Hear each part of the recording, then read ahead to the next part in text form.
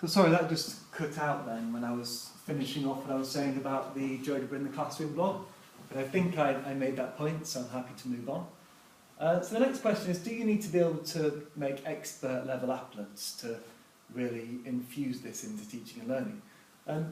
I hope that I've already started to answer that with the pyramid applet, the pyramid and prism applet, and also the polygon applet, that you certainly don't need to be an expert to get students working on the software.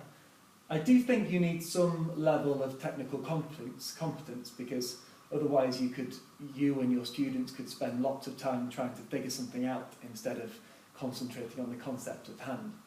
But I don't think you need to be an expert, because you've also got GeoGebraTube as well, in which you can search for some really great applets that show concepts very simply and neatly. So you just need a bit of technical competence, I believe, in order to facilitate student work on this. So I'm going to move into a discussion on that by, again, talking about pedagogy. So I'd like to frame this in a formative assessment framework. So here's an applet that I made for a bit of formative assessment. So at the end of a lesson, mini whiteboards out, or the end of a learning experience, whatever you want to call it. And you've got a vector here, so you can ask, well, what is that column vector? And what's the magnitude? Yep, correct, let's move on. And it's really generating some pace to the lesson, and just a great tool for formative assessment. So I'd like to show you how I put applets like this together. And I'm going to talk firstly about sliders, which you don't see on this applet, but I'm going to talk about them anyway. Buttons, checkboxes, and possibly lists, maybe not lists, depends how much time we have. Random between command, the random element command, and the update construction command, because commands become very important in GeoGebra once you start to introduce buttons to your applets. So there's one example. Another example, just before I get into it, is just adding surds. So here's a question. Mini whiteboards, right, simplify that, okay, brilliant, we're done, next question, and keep on going in that way. So I think it can be a really good formative assessment tool as well, so I'd like to show you a bit about the technical side of GeoGebra and make an applet a bit like this.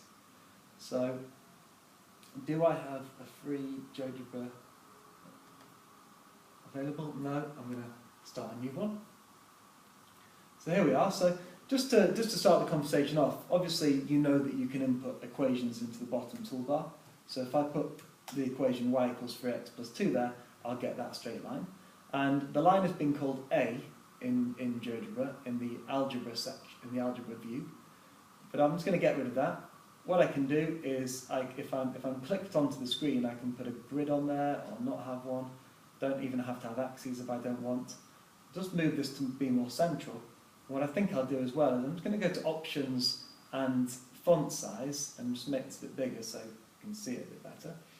I don't want to see the label A there because it's just a bit awkward. So right click on that and show label. I don't want to see that. I can make this line bigger by clicking on it and going up here so it can be more easily seen. I can also change the colour of it by clicking on it. So I can change it to blue, for example.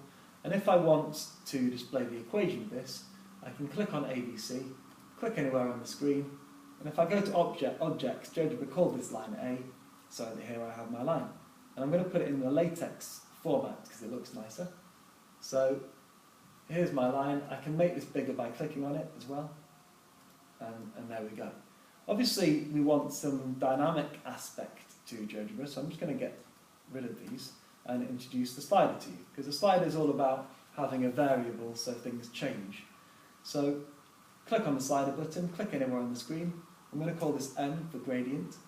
It's in between -5 and 5, and I'll have it going up in ones, I think. So apply that, and if I move that, you'll see that it's going up or down in ones. So that's great. You'll see nothing change because it's not connected to anything yet, but we'll connect it to something in a minute. I'm just going to put the slider C on first, so for the y-intercept, and have that incrementing in ones as well. Now, if I connect it to the equation y equals mx plus c, then I'm going to get a line that changes based on my sliders. And I can put in the equation of that line. So let's do the same thing again. go to Objects, A, latex formula, and head of the equation. If I want to not show that line, so show it only at certain times, that's when I'd use a checkbox. So if I click on checkbox, click anywhere on the screen, and I call this show equation, and click on the equation, and then I can show that or not show it, depending on what I want to achieve in that learning experience. So that's sliders and checkboxes.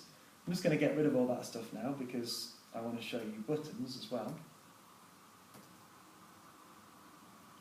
So, for a button, I'm going to need to generate random values. So if I'm going to use the random between command now, so if I start typing in random, then I get that command at the top there. So random between -5 and 5 gives me a random number, -5 there, and a random between, and a random integer, so random integer between -5 and 5, so b. So instead of m and c, I've got a and b. So my equation is going to be ax plus b now. And you'll see the line come up on the screen. Now that's not going to change because I've not got any way to regenerate those random numbers. So that's what I need a button for. So if I click on button, click anywhere on the screen, and then I can call this new question. And this is when I use another command, update construction command. It needs to be typed exactly like that, with closed square brackets at the end and capital letters for the U and C. But if I apply that and I click it, then you'll generate some new lines and you're ready to go with your formative assessment. And that's how I made the other applets like that as well, just in exactly the same way. So hopefully that shows you a few extra technical aspects of Geogebra that you may not have known about.